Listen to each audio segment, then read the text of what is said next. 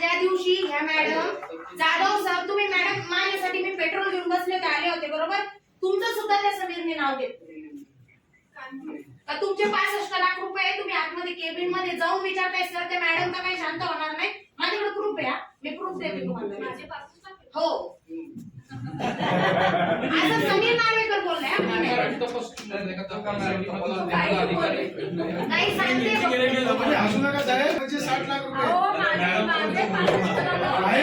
तुम्हाला कसं सांगता येत नाही, सांगून पण होत नाही अशी परिस्थिती.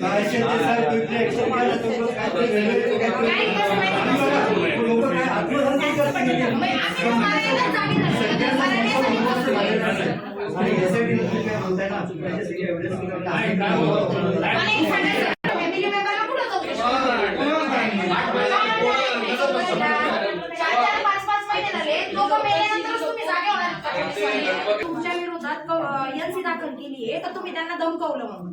ठीक आहे, आता ते झाल्यानंतर उलट त्या माणसाने मला परवाच्या दिवशी आम्ही 3 जण होतो, आम्हाला शिवीगाळ केली, गाडी अंगावर घालण्याचा प्रयत्न केला. तरी पण आम्ही म्हटलं चला जाऊ द्या, माणूस पॅनिक असेल, त्याला आमच्यासारखे 100 लोक विचारत असतील म्हणून होत असेल या सगळ्या गोष्टी. तर त्यांनी काय केलं, त्यावेळेस शांत राहिला आणि आता काल येऊन यांच्याकडे अर्ज दाखल केला.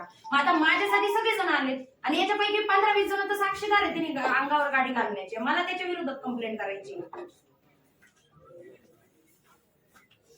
हे प्रकरण चिपळूण पोलीस स्टेशनचं आहे, TWJचं नाही, हे पर्सनल प्रकरण आहे संकेत गावचं. मॅडम बोलतात चालेल मॅडम, मी कंप्लेंट देते.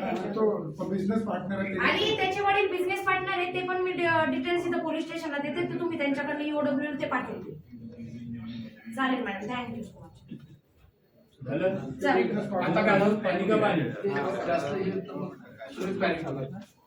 त्यांच्यातलं ते जे वयस्कर जे आहेत ना त्यांचं स्टेटमेंट रेकॉर्ड बाकीचे काम करायचं आम्ही ठीक आहे. पण तुम्हाला मी पण EOW काम केलेलं आहे. हे गुन्हे फार किचकट असतात, हे कशाला शूटिंग होत जाते, बरोबर नाही, हे स्पष्ट सांगतोय, बरोबर आहे. हे फार गुन्हे किचकट असतात. सहजासहजी प्रॉपर्टी मिळत नाही आपल्याला. हे इन्कम टॅक्स डिपार्टमेंट, इतर जे सगळ्या बँका वगैरे या सगळ्याशी संपर्क करावा लागतो. एक गुन्हा 2-2 वर्ष चालतो. जसं मातृभूमीचा आपल्याकडे चालला 4 वर्ष चालला आणि त्याची जवळपास किती 96 करोड रुपयाची प्रॉपर्टी आपण अटॅच केली, आम्हीच केली पोलीस स्टेशनला. आणि आता पण मी झटतोय आणि पूर्ण अहवाल MPIDचा अहवाल पहिल्या PI नव्हता पाठवला, मी पाठवला, आम्ही दोघांनी पाठवला. ती प्रॉपर्टी अटॅच करून पूर्ण त्याच्यावर सक्षम अधिकारी नेमून लिलाव करण्याचे आदेश पण पारित करून घेतले. त्या गोष्टीला थोडा वेळ लागतो, ते आम्हाला करावंच लागणार आहे. तुम्ही नाही म्हणता एकदा गुन्हा दाखल करेपर्यंतच, एकदा गुन्हा दाखल केला की तुम्हाला अतिरिक्त काही सांगायचं असेल तर तुम्ही सांगू शकता, पण एकदा पोलीस त्यात घुसले की ते एकदम पुरा बरोबर आहे. तुमचं बरोबर आहे, माझं म्हणणं काय आहे, तुम्ही सगळे हे नंतरच सांगताय प्रॉपर्टी सील होणं हे करणं. आमचं म्हणणं आहे आरोपी अजून बाहेर फिरताय ना, त्यांना का पकडल्या जातात हे माझा प्रश्न आहे. मी फडके मॅडम ऐकून घ्या, बरोबर ही गोष्ट होत आहे. ही गोष्ट तुम्ही फडके मॅडमला विचारायला पाहिजे होती.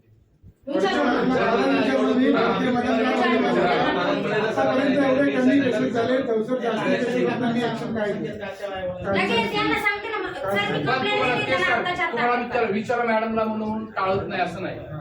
फडके मॅडमच्या अधिपत्याखाली जी SIT स्थापन केली ती SIT तपास करते, त्याचं लोकेशन काढून प्रयत्न करते. पण जेव्हा मी असेल, मी क्रिमिनल आहे आणि मला माझं अस्तित्व लपवायचं आहे, मी माझ्या मोबाईलवर दगड घातला आणि कुठेतरी बाहेर गेलो, कुणाशी संपर्क नाही केला तर किती पोलीस जरी असले तरी मिळत नाही लवकर, अशी अडचण. आता त्याच्या त्यांना माहिती आहे तो मिसिंग नाही, तो फरार आहे, बरोबर आहे. आणि आपल्या मुलावरती गुन्हा दाखल आहे आणि त्यात तो फरार आहे. आणि मिसिंग कसं अचानक कोणतरी आता सकाळी रस्त्याने फिरत होता आणि घरी येतो मला भाजीपाला घेऊन येतो आणि तो आलाच नाही, तर जे दाखल होईल ते मिसिंग तो तसाच झालाय. नाही तरी आलाच नाही ना. नाही, नाही. भाजीपाला फिरला साहेब, नाही. त्यांच्या वडिलांचं सीडीआर काढा ना तपासून, त्याच्यात त्याचे फोन येतात त्यांना. साहेब यासाठी काढला असते साहेब, असं साहेब, बरं, मला सांगा. तुम्ही बीड मधले गुन्हेगार शोधून काढले पोलिसांनी, अहो, सर, काहीच नसताना त्यांचं काम. हे कसं काय बिनधास्त राहू शकतात का? त्यांचा face ID मला कळतं नाही. टेक्नॉलॉजी आहे. मला सगळ्या पोलीस स्टेशन सगळे चालू करायचे, त्या यंत्रणेला एसआयटीला एक हेच काम आहे, हो. त्याच्या व्यतिरिक्त दुसरं काम नाही. बरोबर आहे की नाही? मी तरी आता एनसी आल्या दाखल करा, मॅडमची एनसी आली घ्या, हे आता समोर बसले तर नक्षत्रवाले फ्रॉड झालाय घ्या, मला सगळंच बघायचं आहे. बरोबर आहे? त्यांना तेच बघायचं. त्याच्यामुळे पोलीस स्टेशन लेवलला रिझल्ट काय अजूनपर्यंत महाराष्ट्रात दिसलाच नाही ना एवढं. काहीच नाही ना. एक काय सर्रास लोक 4-4, 5-5, बरं, 7,000 बरं, कोटीचे बरं. fraud करण्यात पळून जातात. ऐकून पोलिसांच्या नाकात येऊन बोलू आहे ना. नुसते तुम्ही एवढं बी बोलताय ना सर.